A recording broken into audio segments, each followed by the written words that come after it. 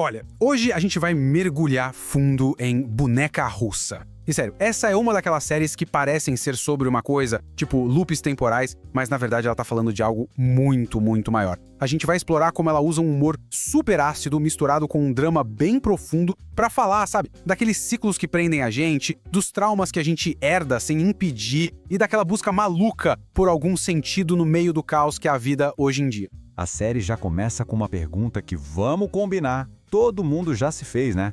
Por que eu tô vivendo o mesmo dia de novo? Aquela sensação de estar preso num ciclo, repetindo os mesmos erros. Só que Boneca Russa vai além e sugere que talvez esses erros nem sejam nossos para começo de conversa. E é exatamente aí que a série fica genial. Ela usa um humor super afiado para falar de coisas bem pesadas. É como um espelho que reflete não só as nossas lutas, mas também as batalhas que nossas mães e avós enfrentaram em silêncio. No fundo, é um drama de família disfarçado de comédia existencial. A boneca tradicional é basicamente uma linhagem feita de madeira. Avó, mãe e filha, uma dentro da outra. É uma representação visual perfeita de como as gerações estão conectadas, inseparáveis.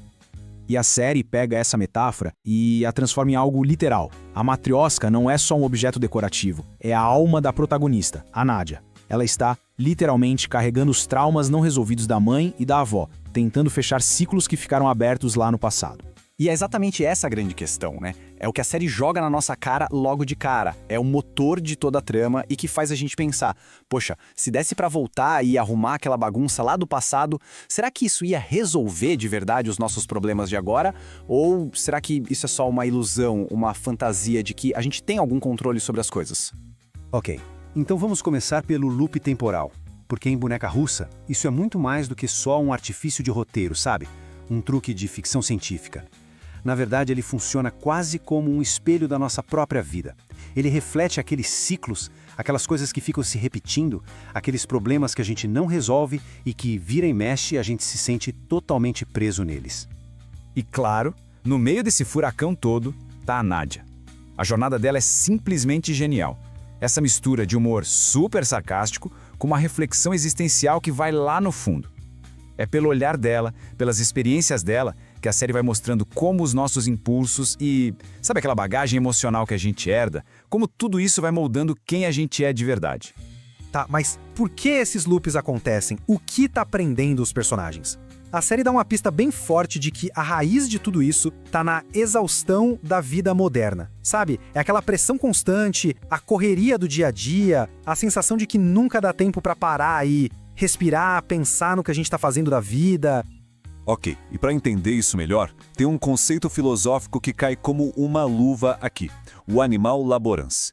É um nome chique para descrever perfeitamente o estado da Nádia. Pensa só, ela está sempre em modo multitarefa, né? Pulando de uma coisa para outra, só reagindo ao que acontece, sem nunca parar para entender por que ela faz o que faz. É o retrato perfeito de uma vida sem pausa, sem aquele momento para contemplar.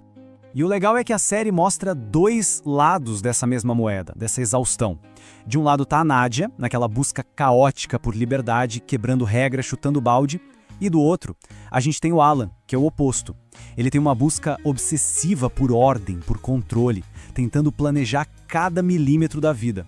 Ou seja, são caminhos totalmente diferentes, mas que levam para o mesmo lugar. O esgotamento, o burnout total. Porque no fim, os dois estão exaustos de tentar, cada um do seu jeito, dar conta de tudo. Cada peça de roupa que a Nádia usa está contando uma parte da história. Reparação nas botas da Nádia. Ela usa aquelas botas sem parar para andar por Nova York e tem um motivo para isso. Elas vieram direto do guarda-roupa pessoal da Natasha. A escolha foi puramente por uma questão prática, porque ela precisava de algo que aguentasse o ritmo pesado das filmagens. Aqui, a linha entre a Cris e a personagem simplesmente some. As botas não são só um acessório, elas são uma ferramenta de sobrevivência, tanto para Natasha nas filmagens quanto para Nádia no seu loop temporal.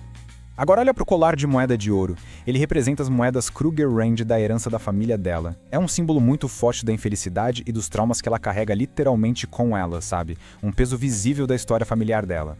E esse simbolismo continua na segunda temporada. O sobretudo preto funciona quase como uma armadura protegendo ela nas viagens ao passado.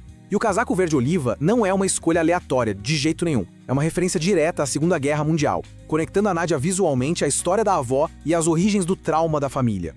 Mas não para por aí. A exaustão é só uma camada. A série vai ainda mais fundo e mostra que os problemas da Nadia e do Alan, bom, eles não começaram com eles. Na verdade, eles estão enraizados lá atrás, na história da família. São traumas que ecoam, que passam de geração em geração e acabam definindo o que eles fazem hoje, no presente. A Nadia, por exemplo, ela sente como se carregasse pedaços da mãe e da avó dentro dela. E o loop dela, no fundo, é uma tentativa do inconsciente de amarrar as pontas soltas da família, de resolver dores que tecnicamente nem são dela. E a segunda temporada é genial porque ela torna isso literal. Ela literalmente entra no corpo da mãe, da avó. É uma forma muito poderosa de mostrar como a gente acaba repetindo ciclos de dor que vêm de muito antes.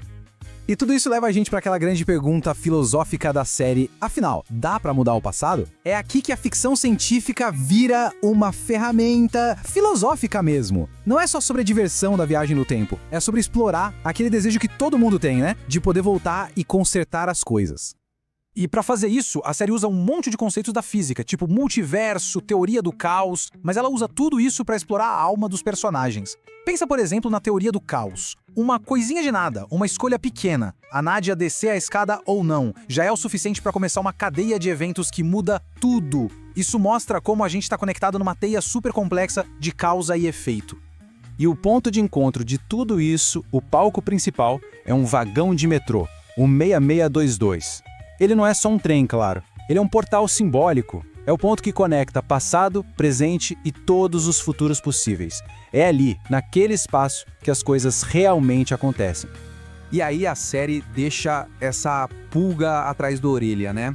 E a resposta que ela parece sugerir é que talvez a solução de verdade não seja mudar o que já foi, mas sim encontrar um jeito de ter controle aqui, agora, no presente. Um controle que vem de dentro. A Nadia é o caos, aquela busca sem fim por liberdade. O Alan é a ordem, a tentativa desesperada de controlar cada detalhe. Juntos, eles representam bem o dilema moderno, essa busca louca por liberdade contra a necessidade desesperada por ordem. E para quem gosta de cavar ainda mais fundo, o roteiro tá cheio de easter eggs literários que são como chaves pra gente entender os temas centrais da série. A referência a John Updike, por exemplo, não tá ali por acaso. Os temas dele, crises pessoais, obrigações de família, infidelidade, são o centro dos conflitos que tanto a Nadia quanto o Alan estão enfrentando. É um jeito sutil de colocar a angústia deles em um contexto maior. Já a menção a Philip Roth aponta para outro tema central, a alienação. Aquela sensação de ser um estranho mesmo dentro da sua própria comunidade ou família. É algo que não sai da jornada dos personagens, especialmente ligado à herança judaica da Nadia. Então, qual é a saída desse loop todo? Se não dá para apagar o passado, o que a gente faz?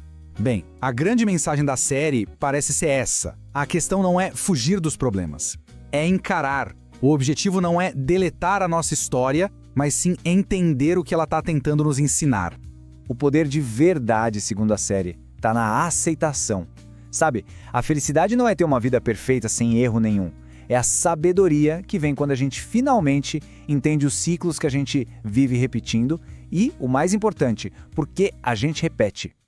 No final das contas, Boneca Russa não entrega nenhuma resposta de bandeja. Pelo contrário, ela nos deixa com um monte de perguntas, e perguntas bem fortes, tipo, quem a gente é para além dos nossos impulsos? O que em nós é realmente nosso e o que é só uma herança emocional? Qual o equilíbrio certo entre ser livre e ter responsabilidade? E talvez a maior de todas, como é que a gente pode aprender de verdade se a gente nunca tem calma para pensar?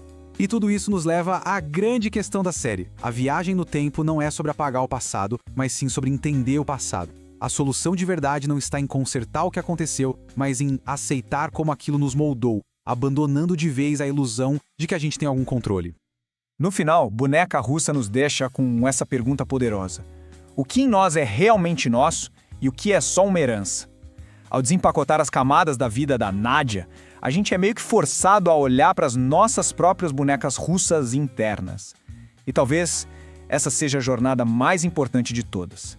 Descobrir quem a gente é por baixo de todas essas camadas. E talvez essa seja a lição final, a mais importante de todas. Numa época de tanta velocidade, de tanta exaustão, a série é um lembrete da necessidade de uma pausa. Uma pausa para a gente poder olhar para dentro e entender os nossos próprios loops, antes que eles fiquem se repetindo para sempre.